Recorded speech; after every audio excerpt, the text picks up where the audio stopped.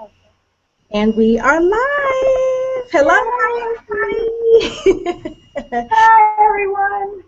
Welcome to another career conversation or Google Hangout with myself, Sherry Sims, with Black Career Women's Network. And we have a special guest today, and her name is Jacqueline Twillie.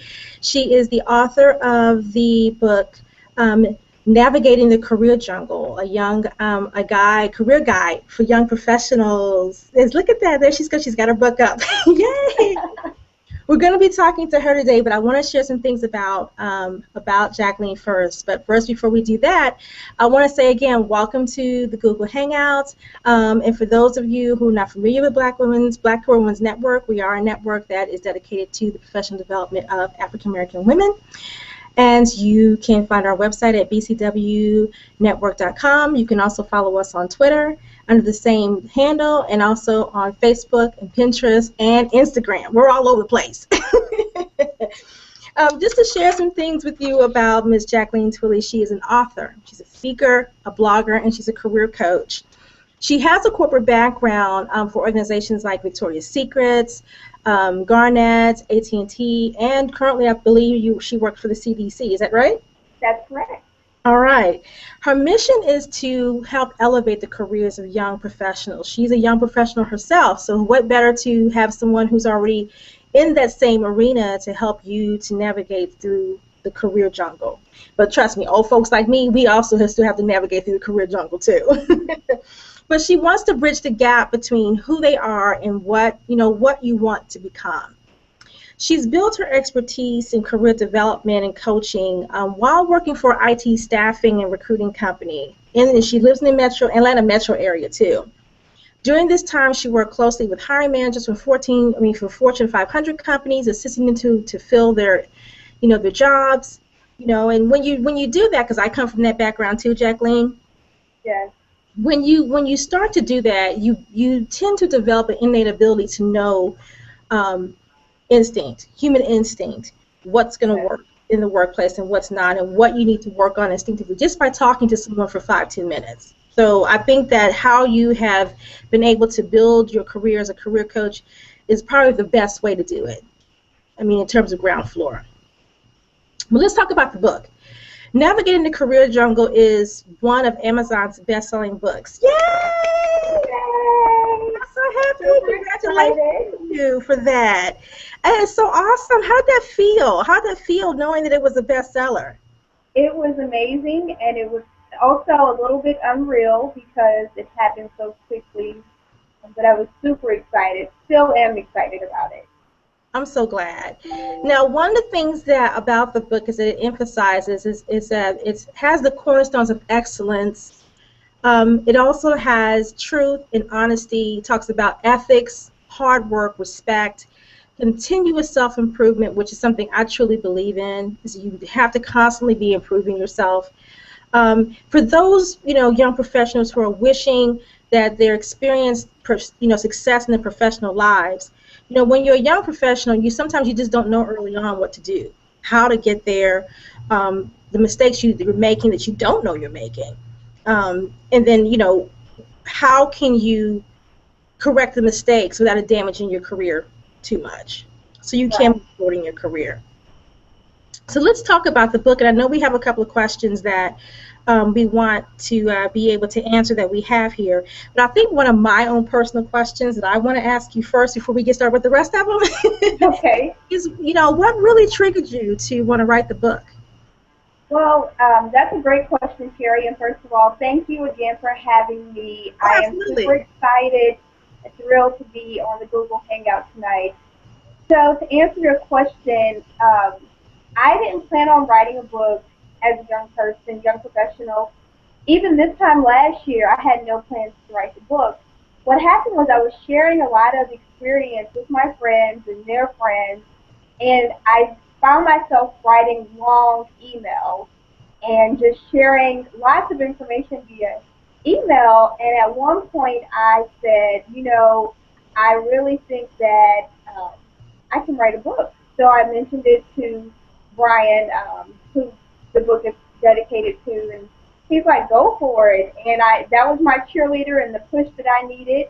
And I wrote a book proposal, and I met with some local publishers. I eventually self-published, but it was a matter of I had the idea, I wrote a book proposal, and within 2 weeks I started writing the book and pulling together some of those long emails and using that as a base and the foundation for navigating the career jungle. Oh, that is awesome. That is so awesome. I love that. It's amazing what comes out of your own personal experiences is how a lot of things are created. I love that. Well, let's jump right into our first question that we have here. And it's, what can a millennial do today to ensure long-term success in the career jungle? What can they do? Well, there are a few things that millennials can do today to ensure their long-term success in the career jungle. As you mentioned earlier, one of the overriding themes of the book is excellence, and that's one of the things that I focus on. Day in and day out, whatever you do, make sure you do it with excellence. Whether it's sending an email, before you hit send, double check to make sure that everything is spelled properly. If you're giving out information, take an extra second to verify that that's the most accurate information. And then having a positive attitude Mm-hmm. along with that. You know, we all have challenges at work, and some days we may be really frustrated, and you have to be able to have some self-control and discipline to say, you know, today I'm having a bad day or I'm having a bad moment right now. Let me take a few steps and regroup. So it's those things in addition to continuously improving upon your skills. You know, you may have a great skill set today, but as we know with technology, things are always shifting and improving. So you have to stay on top of the current trends in whatever industry you're in. Yes, absolutely. You do have to stay on top of the trends. So let's talk about the trends real quick. I don't want to steer off some of the questions that we have. But when it comes to trends, what level of responsibility does a young professional have to do that? Especially in this day and age of technology, where LinkedIn, all these different career websites that you can go to, even including our organization, that you can find information to stay on top of these trends. How much of that responsibility should be really placed on the young professional, or should the organization also be included in helping them with that? Well, I think organizations and the organizations that I've been around, they really have a lot of resources available for all of their employees to take advantage of. But the true responsibility falls on the young professional. Mm-hmm. It's your responsibility to take advantage of the resources that are presented to you and to go out and engage and get the information. And with the internet, we have everything at our fingertips. So you can set a Google alert for, what's trending in your industry so that either weekly or daily you get an email that says, hey, this is what's going on. And just take the time to read it. I find with most young professionals that you know how to get the information. It's Mm-hmm. just a matter of taking that initiative to get it and to actually digest all of the information because there's so much out there.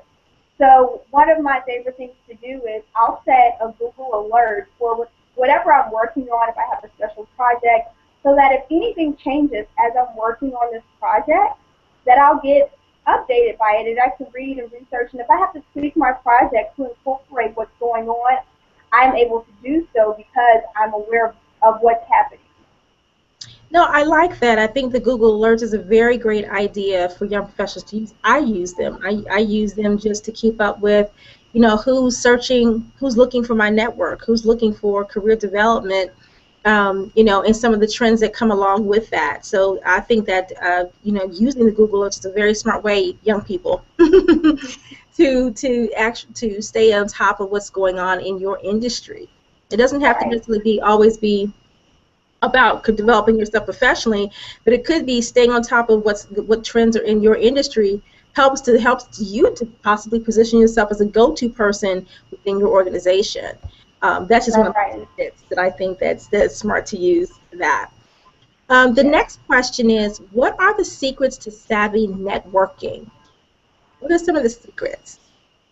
So in the book, Navigating the Career Jungle, I have a chapter that covers savvy networking.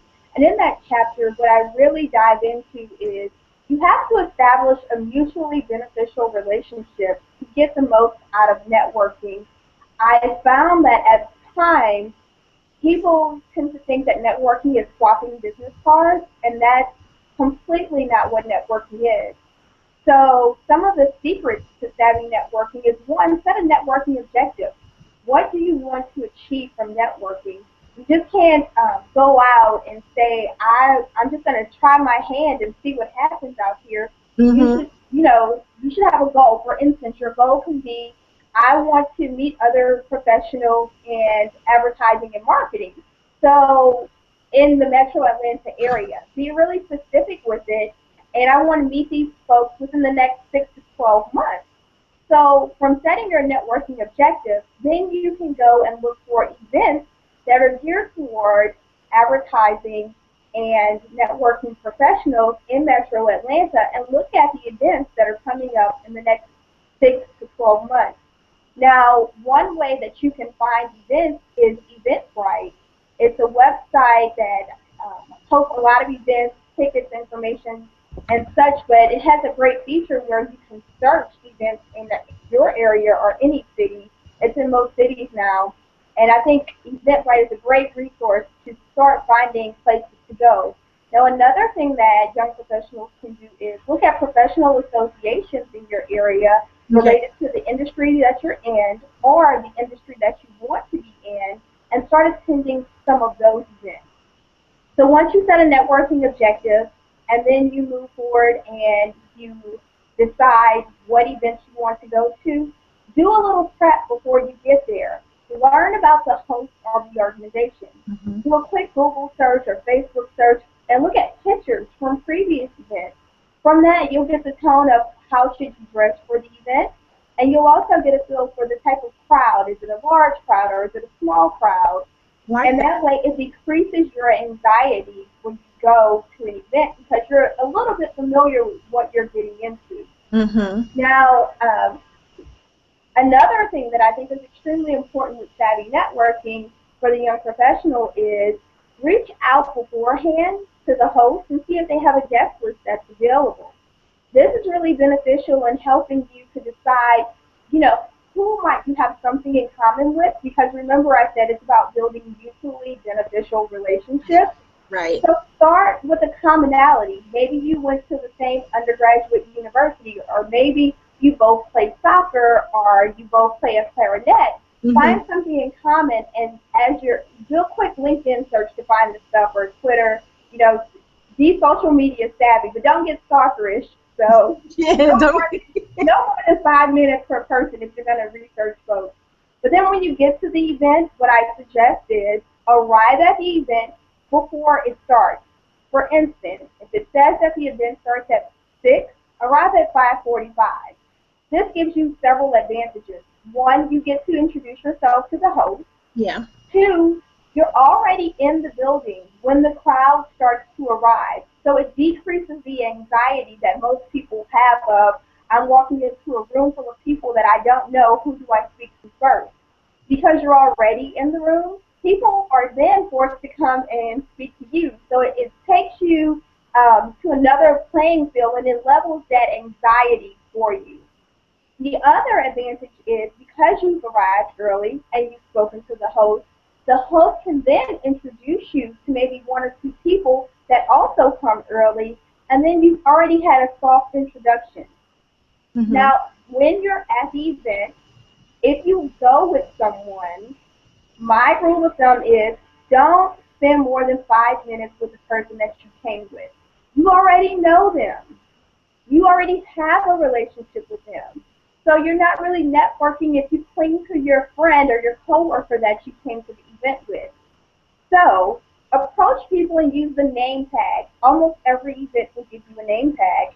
Walk up to someone. You can comment on their name. Hi, Sherry. My mom's nickname is Sherry. Or is Sherry short for something? A lot of people, my name is Jacqueline. A lot of people call me Jackie. So had tons of people at networking events come up to me and say, hi, do you go by Jackie or Jacqueline? It's an easy conversation starter. As you're speaking, don't get too heavy in conversation. Don't talk about politics or religion.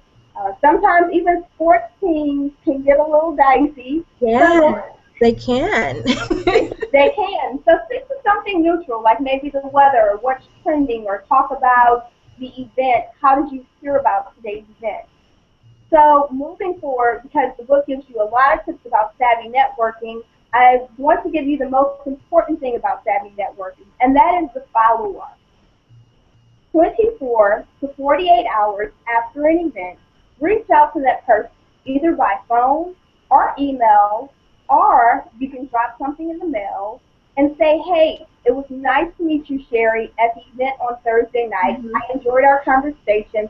Can we get coffee soon if you live in the same area? If not, schedule a phone call later. What this allows you to do is it allows you to develop a relationship where you get to know that person and that person gets to know you. If you wait too long, they forget who you are and you may forget them too. And it's hard to jog that memory because at most events, there are a lot of people. Now, when you meet with this person for coffee, happy hour, lunch, don't ask them for a favor. It's inappropriate after you meet someone to say, hey, I met you Thursday, let's get coffee. You sit down for coffee and you say, hey, can you give me a job at your company? I saw something on the website. No, it's not the time to do that. Get to know that person. It is appropriate for you to share your career goals with them. And if they offer, then you can be prepared to say, I'm glad you brought that up. I saw a position on your company's website that I'm interested in. Can you tell me more about that department? Or what is the hiring manager looking for? Or can you introduce me to the hiring manager so I can find out more about the position? But don't just enter a conversation asking for something right off. Another thing that I suggest during the follow-up is find out how you can help that person. So say, is there anything I can do for you? That's the simplest way to do it. Lay it out on the table. And most of the times when you're genuine, and people can tell when you're not being genuine, so always be true to yourself, to who you are, and be honest. But most of the time when you say, can I help you, they'll come back and say, yes or no, but how can I help you? And Mhm. that's your way to then, ask for something small, like maybe an introduction, but not the job, right? Just like that. That's Those true. are the secrets to savvy networking, and you can get lots more details in the book. All right. Well, I love those tips, and I think the one about not staying with the person that you came with too long is perfect. You don't need to hang out with them too long. Work the room. I mean, Yes. you get to know people. So I love that one. Okay, next question. And viewers, all you have to do is just type your question in the submit box, and I promise I will make sure all of them get answered from Jacqueline in our time here.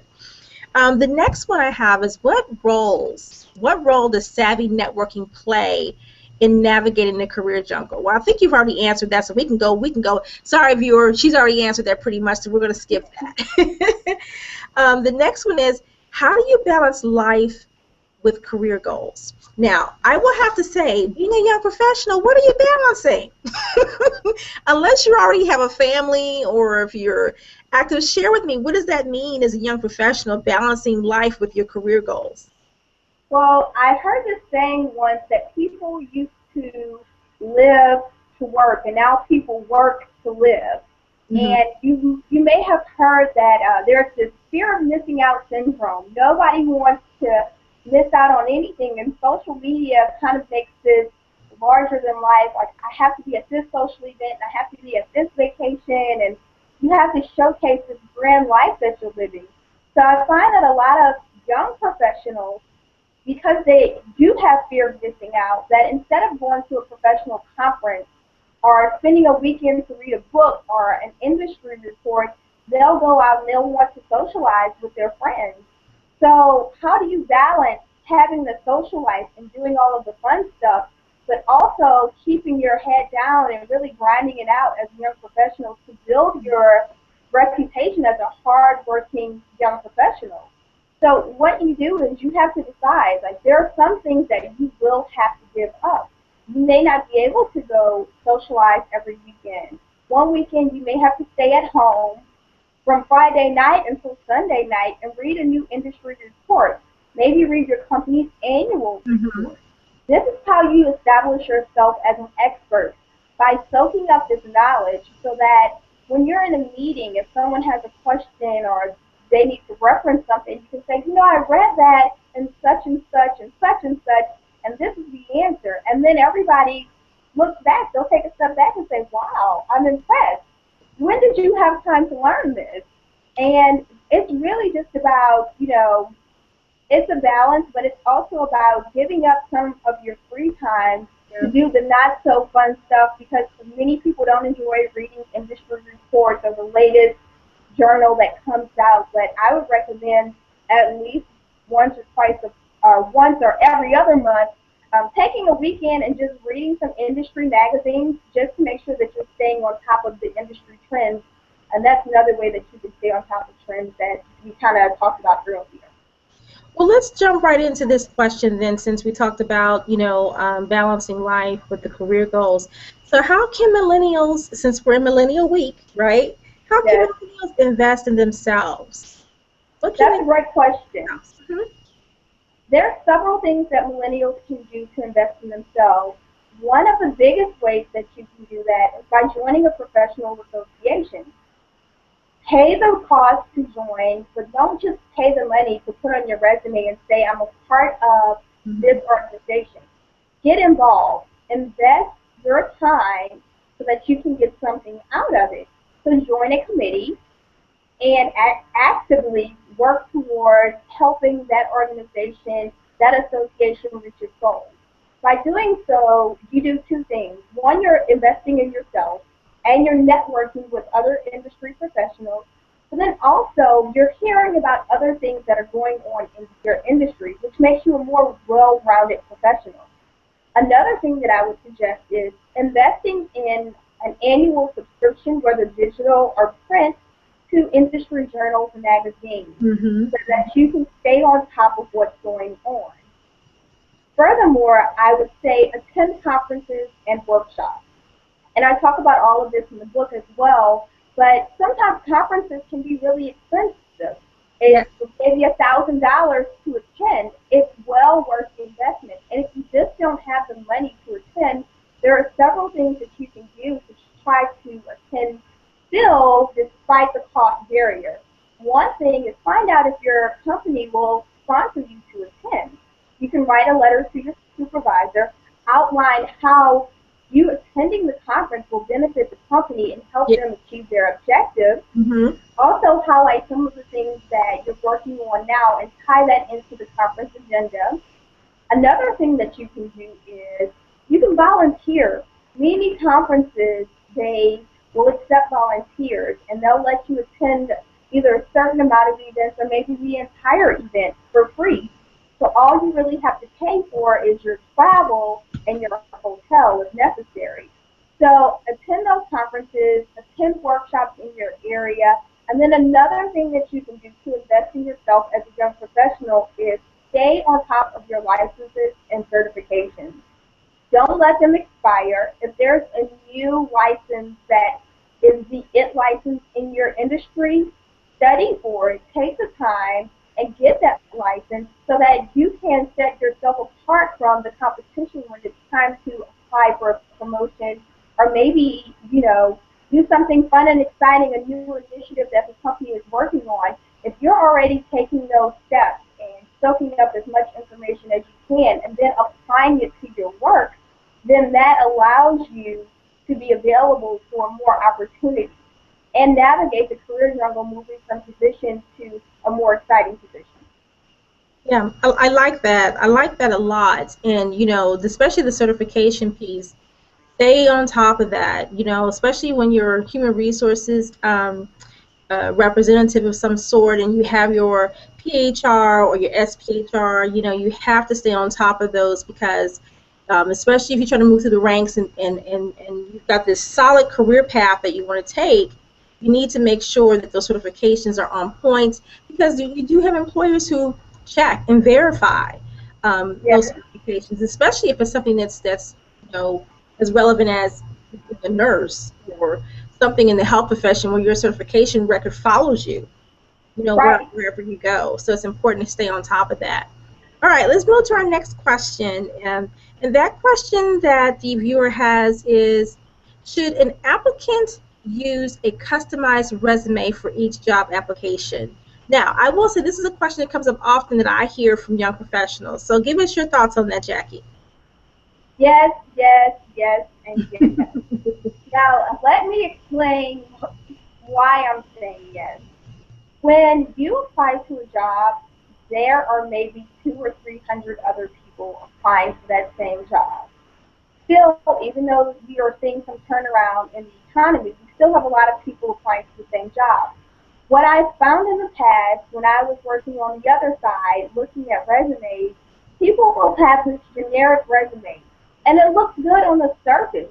But I can't speculate and say because you have X skills, then you also have Y and Z. You have to spell that out. So if you've done a particular function at your job, and then you've done a step above and beyond, you'll need to highlight that function. So when you're looking at a job description, look at the details of what they want, but then beyond the duties, look at the specialized or the desired qualifications. If you have those, highlight it. If you have something similar, but it's not exactly spelled out on that job description, that's what you need to put in your resume. I don't have this, but I do have this, this, and this. And this is what, all of these things, they equal this other thing. But if you don't spell that out in your resume, I can't assume that. So I'll just move to the next person who does spell it all out. So when I say customize a resume, what I am not saying is to copy the job description and paste it on your resume. I'm not saying that. I'm saying take that job description, think about the skills that you already have, the functions that you've done in previous jobs, find out how those relate to what is being asked for, and that's how you customize your resume. Yeah, and it's so true. And if you're applying for a couple of different positions, don't you feel that you need to highlight some of those skills too that are going to be Right, relevant to the role that you're applying for, but being realistic about that, making sure it is a job that you have done or can do, and making sure that those skills that you display are transferable. So, right. I mean, that's definitely a good point that you're sharing with that. Yeah, cutting and pasting, young pros, is not the way you do it from your job description. You definitely Right. need to be more detailed, using action words to describe, what you're trying to display in terms of your skill set. All And right. can I add one more thing to that, Oh, Sherry? sure, absolutely. I often hear people say, I've applied to literally 100 jobs. And I'm saying something is wrong. If you're applying to 100 jobs, one, are you using the same resume? Most of the time, what they're doing is they're going to the job boards and they're saying, I already have a resume on this job board. Submit, submit, submit, submit, submit. Even if you're applying, if you customize your resume and you're applying for, let's say, a coffee maker's position, coffee making at company A is different from coffee making at company B. The culture of the company is different. They're known for different things.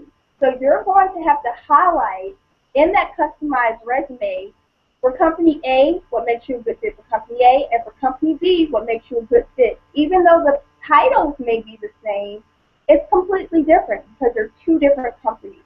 So don't get caught up in that trap either by saying that, oh, well, I customized it for this and it's the same title, so I'm going to use this for the next 100 jobs. Don't do that. Yeah, there's resumes are not supposed to be one size fits all. Right, right. Not supposed to be at all.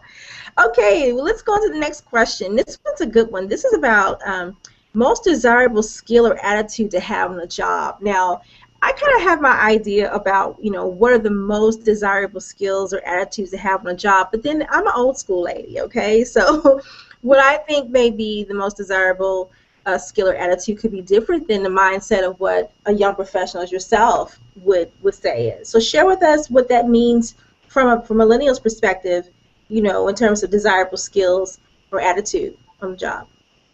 Well, so the most desirable skill that I would want somebody working side by side with me to have is I would want them to have initiative. I want them to be a go-getter. I want them to be dedicated. And I want them to also have integrity. When you have integrity, when you are working on a project within the company, that means that no one has to go back behind you and check to make sure that you did things right. That Right. means that they trust that you're not cutting corners or skirting the edge of is it legal or is ethical or that gray line. They know that you're going to do what is right. Now, in order to have the right skill or the right attitude for the job, you have to know your company's culture. And what I've found personally with myself in the past at companies that I've worked for, at one point, my integrity level was raised and it no longer met the standards of the industry or the company that I was in. So then it was time for me to move on because we had no longer had the same values. So that's another thing is your core values, who you are on the inside as a person, that has to resonate with what the company's values are. Yeah. So it's integrity, having hardworking attitude, being dedicated, and just having that initiative to go out and get a job done. No one needs to hold your hand and walk you step by step through a project. You're hired as a young professional to get a job done. Now, with that being said, is it okay to ask questions? Yes, absolutely. If you don't understand, seek advice. But once you get those answers, you should be taking notes. You shouldn't have to go back and ask the same question 3 and 4 times. Get clarity if you need it, but then go get the job done. No, I love that. And one of the things that you touched on is exactly what I feel is part of what I feel is the attitude to have is, your core values and the company's core values need to line up. And if they don't line up, that's where problems can start because you're probably going to not adapt to their company culture as well if the core values do not line up. So that's huge. I think that I'm glad to know that young people are thinking like that too. It's important to have those core values line up because if they're not, you're going to be right back out there in the rat race, hitting the pavement, looking for another job, just because both you and the company's core values just don't line up. And then, of Right. course, the hard work piece and the integrity goes a long way.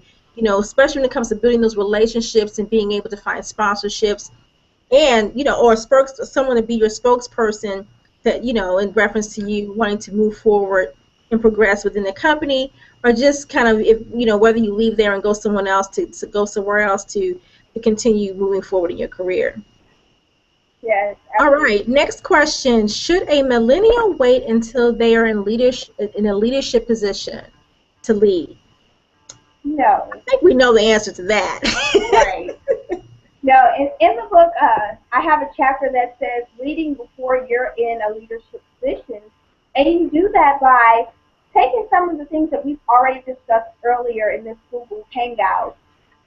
But in addition to that, show up early to work sometimes, stay late sometimes, go the extra mile, take the initiative to say, I know this wasn't a part of our original plan, but this may be a good addition, and present it. And if your idea is not accepted, this is grand for learning how to lead, is taking it with grace, saying, okay, thank you, I'm going to learn from that, instead of getting the attitude and being sour and bitter at work for the next 3 days, like, oh, they didn't take my idea.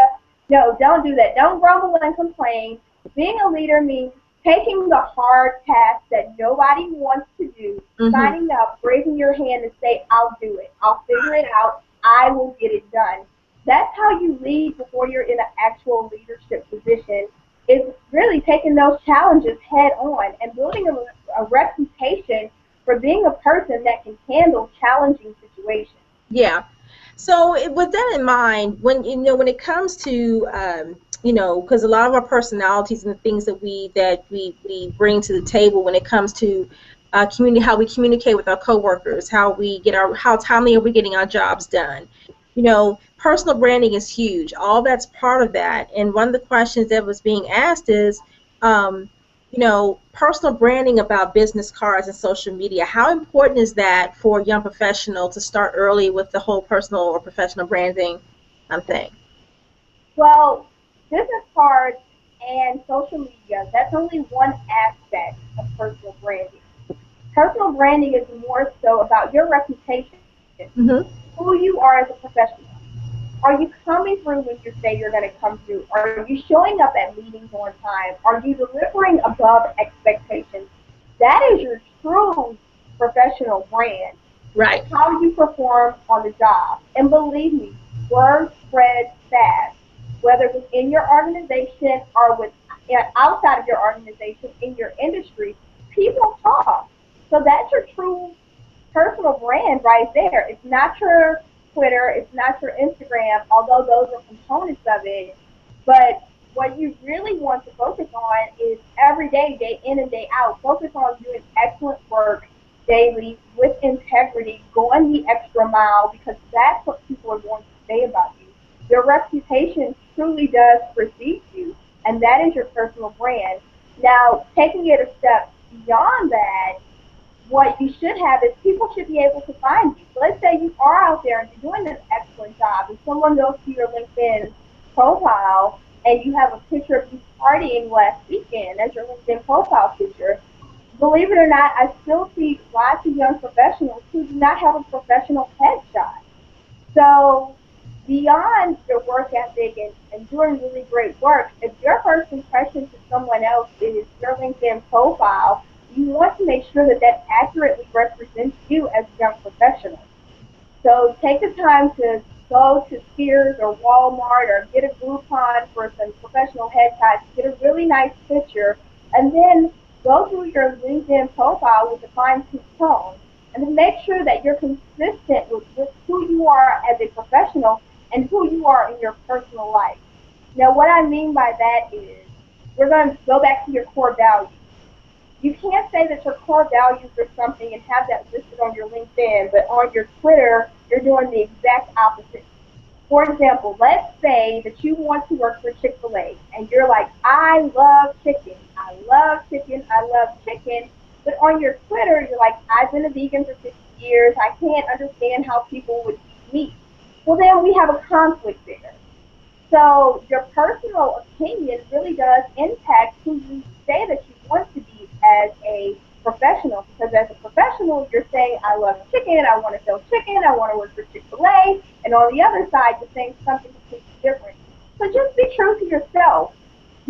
Be honest with who you are and your Mm-hmm. core values, and Yeah. let that reflect through social media, and that will shine through as your professional brand.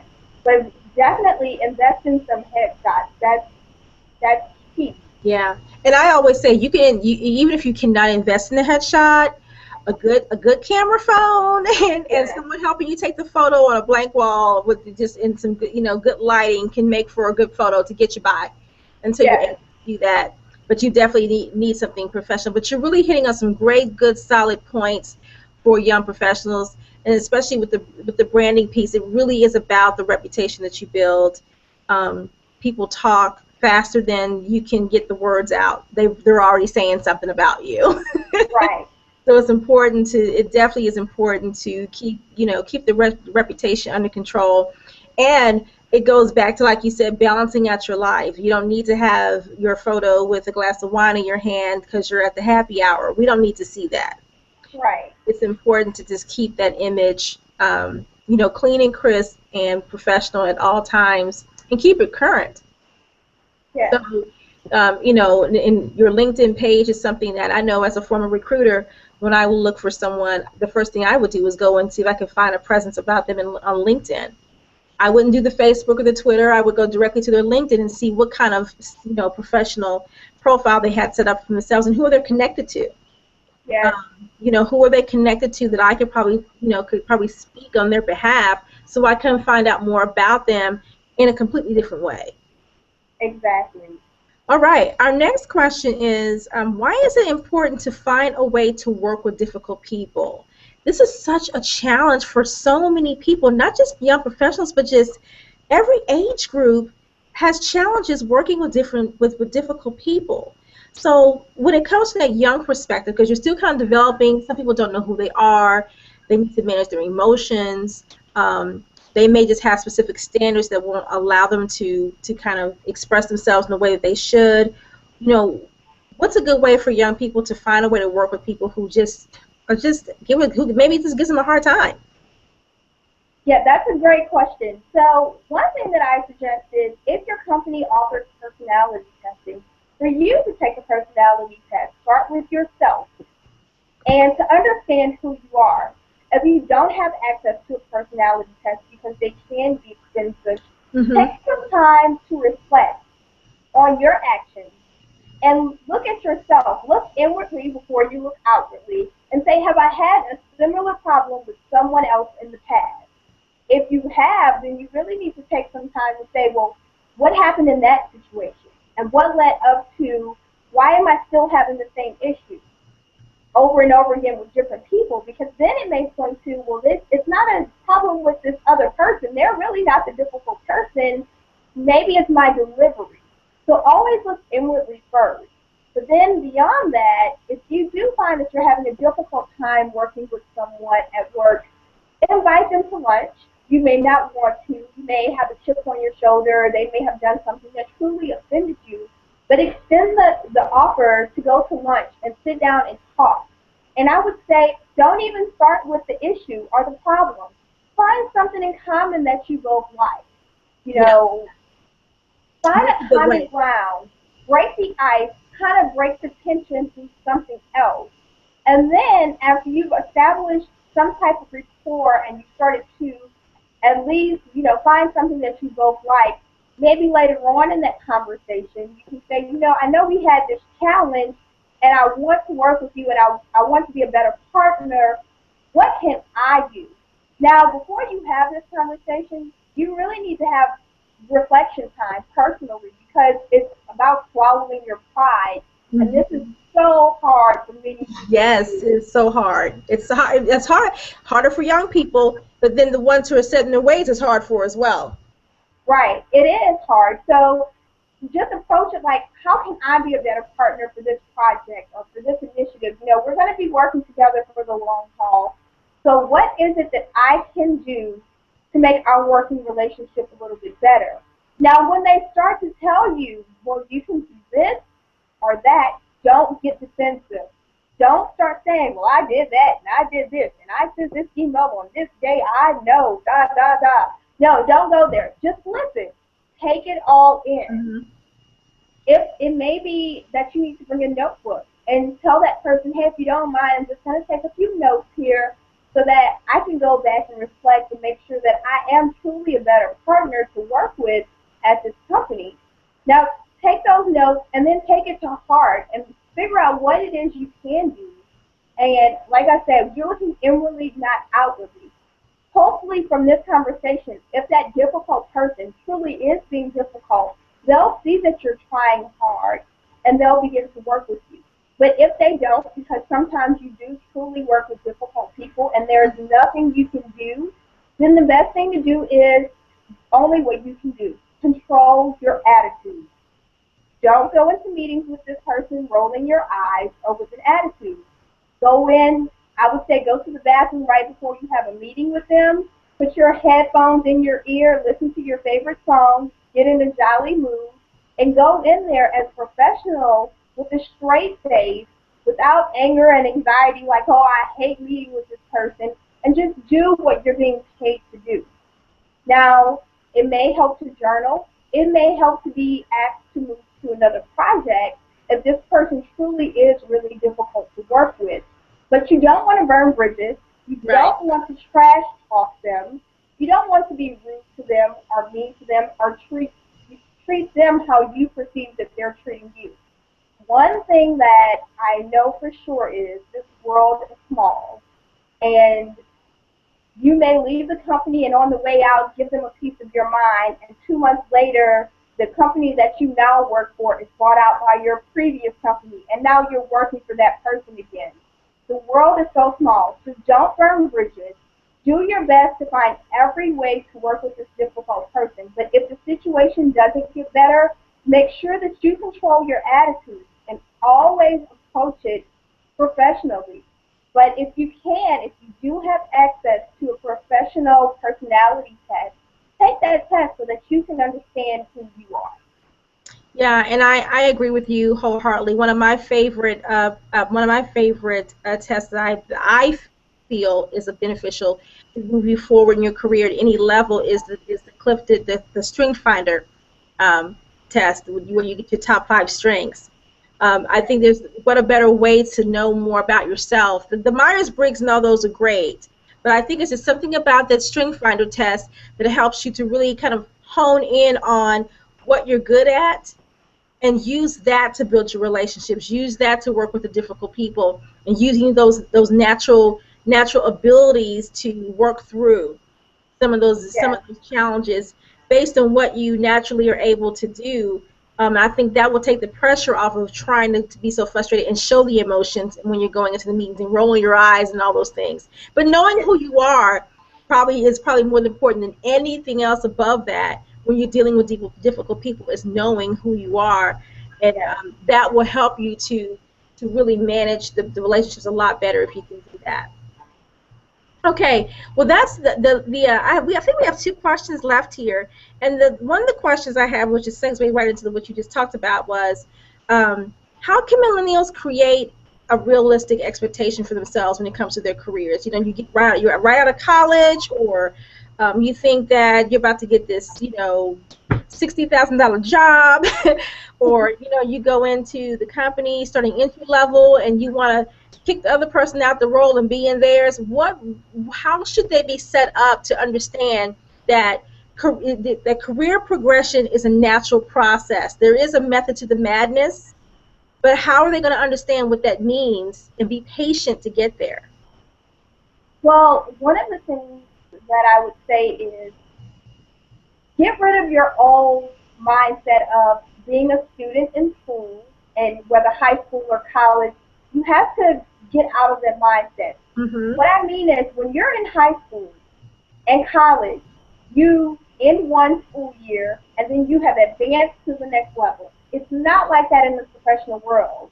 You don't end the fiscal year or the calendar year and then get a promotion. It doesn't work like that. And Mm-hmm. I think that's one of the reasons why young professionals have a hard time understanding that this is a long process. It's not an overnight process because you actually, it's more than 1 year. Now, beyond that, you have to throw out everything that you've seen on TV. TV is for entertainment. Working, especially in the career jungle, this is real life. You don't graduate and show up and make $100,000 in most cases and have a corner office. That's not a realistic expectation. What you can expect is to work really hard hours, to not get as paid as much at the Mm-hmm. beginning until you prove that you can command that salary. The way that you prove that you can command a salary is showing up to work on time, not late, preferably early, sometimes staying late to get the work done, but then turning in a great product. Regardless of the industry that you're in, there is a certain standard of excellence that is already there. What Mm-hmm. you should be striving for is to go a step beyond, above, and beyond what that current standard of excellence is. Deliver great results consistently. Work towards helping the company achieve their objectives. Now, doing this is not hard. It takes a serious, it is hard. It's not a easy thing, and it takes a serious commitment. It means sometimes you may have to take work home and double check your work before you turn it in to hit a tight deadline. So people don't understand right out of school that deadlines, they're real in the real world. They have serious consequences for a company. The bottom line, the dollars and cents that, that the companies report to Wall Street. So you can't be late on the project, and you can't turn in sloppy work, and you can't turn in something that you cut the corners on. So it really means you have to grind it out. Realistic expectations are you're going to work with difficult people at some point in your career, maybe multiple times in your career, and you're going to have to stay late sometimes, and you're going to have to give up a social activity. That's where realistic expectations are. It means you're going to sit in a cubicle for a few years, and I would say just put up a picture if you want to look at the sun, because you're not going to get a corner office. And don't expect to get that in 2 years. That's a good one. But do you find do you find a lot of millennials who have a challenge with the work ethic piece? Do you see that a lot? I find that they understand the work ethic, and a lot of millennials do have a good work ethic, but it goes back to that FOMO thing, like, oh, I need to be out of the office at 5 o'clock because happy hour starts at 5. Okay. So you can't always go to happy hour if you have a big deadline that's coming up. You have to stay at the office and work a little bit later. You have to give up those social activities. You're not really missing out on anything. It's just happy hour. You can go home or go the next day. The beer will still be there. The world is not running out of wine. Your friends, for the most part, will still be there. And you just have to give up those social activities. And I think that's one of the biggest things. We want to have these social lives, or we want to have the lives that our parents live. And they've worked for 20 or 30 years. They're at a different stage of their career. They have more vacation time. They can take off more often. You cannot, and this is one big thing I find with millennials that is not realistic. You can't take off every month. You have to work. You want to take off every month, huh? Right. You just don't have that time built up yet to do so. So that's another thing that you should expect. Just starting off in your career, you may have to work the week of Thanksgiving, and you may have to work the week of Christmas. And unfortunately, when you just start off, you don't have that time to just take off casually like everyone else. And you may be the only one in the office at times, but that's just part of paying your dues and, doing what you have to, doing the work so that you can move to the next level in your career. Right, and I think that that's so true. That there's some fundamental things about career mobility that do not change, and paying your dues is one of those. Regardless of the relationships that you may build, you may skip a step or two depending on the relationship, but what will happen is that eventually you're going to be pushed back, not necessarily in job title or in responsibility, but career development wise. You're gonna have to catch up with what you're trying to do at a fast pace. So Right. that I have to agree that, like I said, that's one of the things that just will not change in terms of career mobility, is really paying your dues and understanding what that means. Because if you think about it, as a young professional, graduating from high school, going to college, you're starting off a completely different life. You're paying your dues by starting off and going to get an additional education. Right. Forward. So that's just part of the process in this whole journey, this whole career journey that you're trying to establish for yourself. That you have to look at. This is all part of the process, and understanding. Yes, I can't come out and have the big house and 5 cars and 5 weeks of vacation like my mom and dad. It's not gonna happen. Right. Unless you're starting your own thing, and then you can do whatever. But Right. until then, if you're wanting to just really take the traditional route in terms of building your career, you need to understand, yes, I may have to work weekends. Or, yeah, it's Christmas night, but now I've got to go in at 8 o'clock tonight because, I need a report to do Monday morning. You may not like it, but you have to look at the big picture of where these small tasks can lead to in the future. Yes. Now, with that in mind, even young professionals can benefit from having a career coach or a mentor, of course. What do you think the role of a career coach or mentor should be when it comes to working with a young professional versus someone who is in the C-suite or even a mid-level professional? So that's a really, really good question. And the roles and responsibilities of a mentor and a career coach, they'll change from person to person, and they'll change based upon your goals.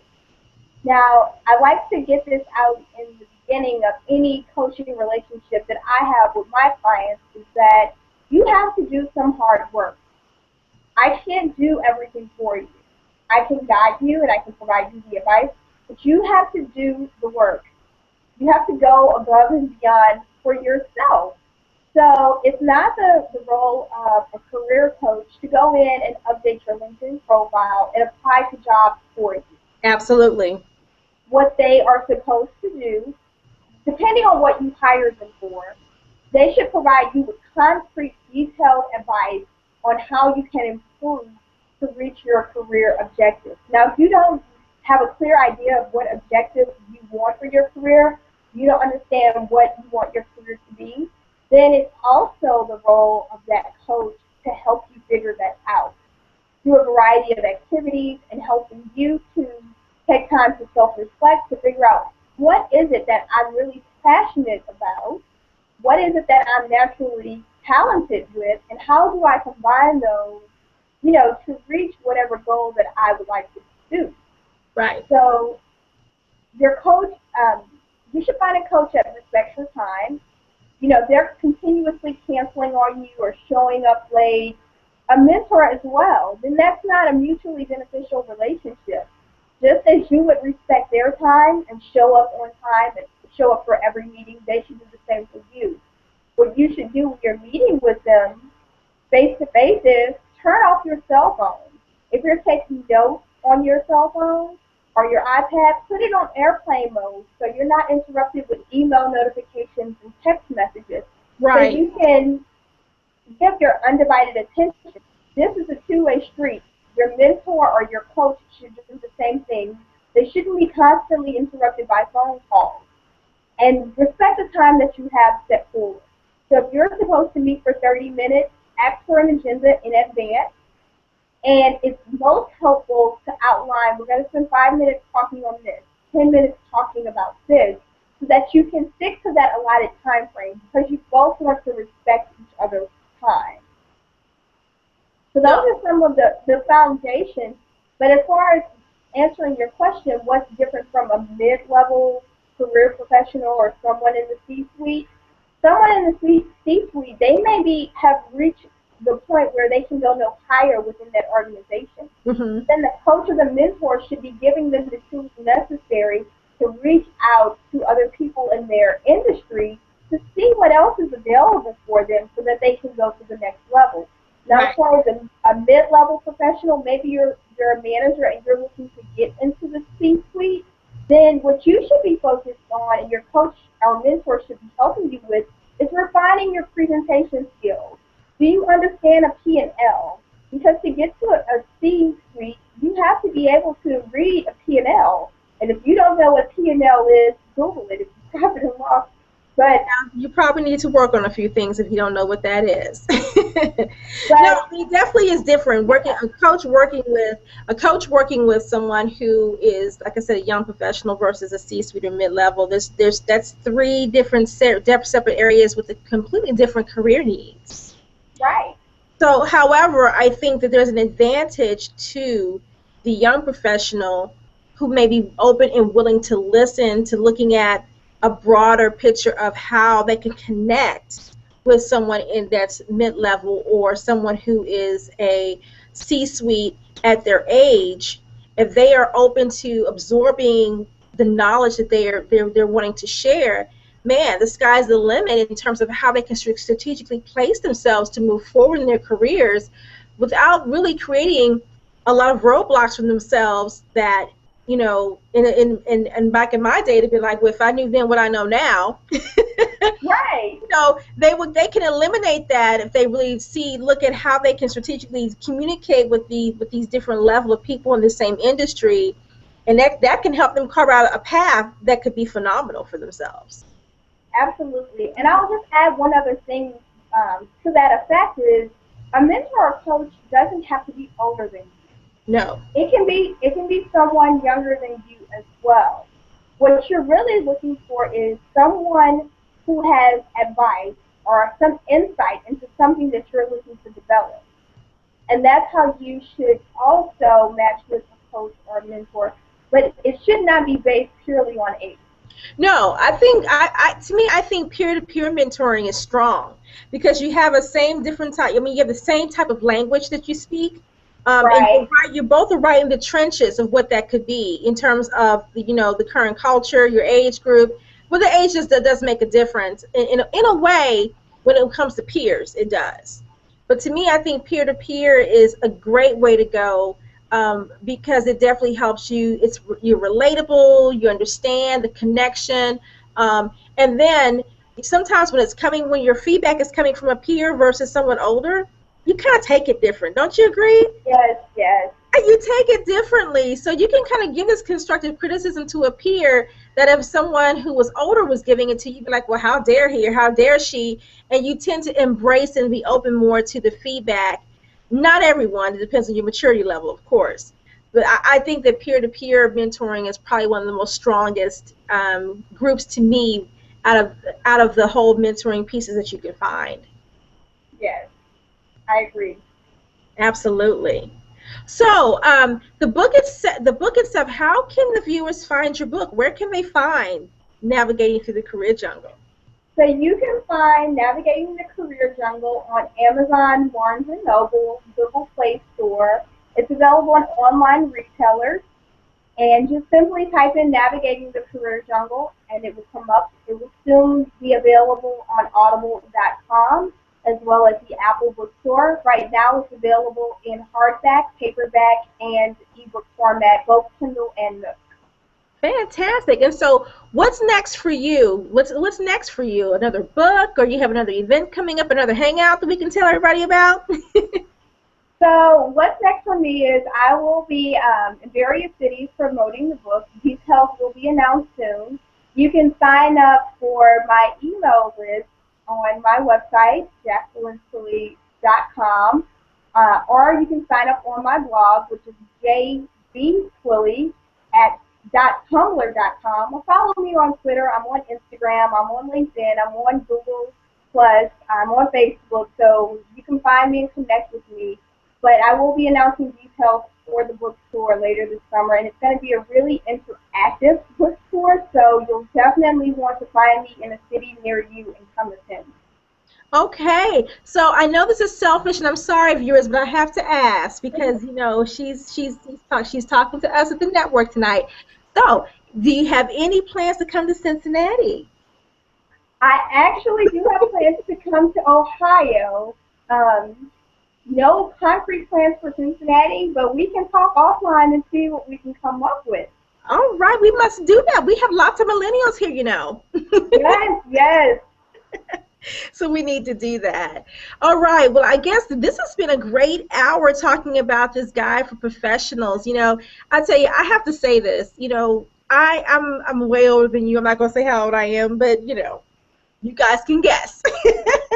But I do say that, you know, I wish that I was able to obtain some of the knowledge that these young professionals have access to early on in, you know, my career journey. I really think that it would have been able to make a huge difference in the direction that I went into, and maybe even how I dealt with some of the challenges that I had working with difficult people or bad bosses, or just a job that really wasn't a good fit and really didn't know how to make the best of that job until I could find something that really was a better fit for me, and not really knowing myself enough to understand that. So I just think that these professionals now have so much that they can just have access to become the best that they can be. So I just want to say thank you so much for taking time out of your busy schedule to talk to us here at the network. And, you know, we can also do a Twitter chat with you anytime you want. Okay. Well, we will definitely have to do a Twitter chat, also a Q&A to answer more of the questions. Thank you for everything that you're doing with the network. It's great content on the website. You all, if you are not signed up for the newsletter, make sure you sign up for the newsletter and get on the website. You can also find me on the network. I am a mentor, and I can answer any career questions that you have. It's a free resource for being a part of the network, and I'm happy to answer any questions. Yes, you can find her on, if you are a member of the network, you can find her on the the Coaches Experts career page. I can't say my own thing. You can find her on the Mentor Coaches and Experts page of the website, and then you can just read her short bio and ask Jacqueline a question. That's what she's here for. So, thank you so much, Jacqueline. And I always I close out every one of our hangouts by sharing with people to know your worth, discover your strengths, and work in your purpose. We'll see you guys next Monday where we're going to do another Google Hangout. This time we'll be talking about breaking the glass ceiling or breaking your own glass ceiling your way. So we'll see you then. Until then, have a good evening, everybody.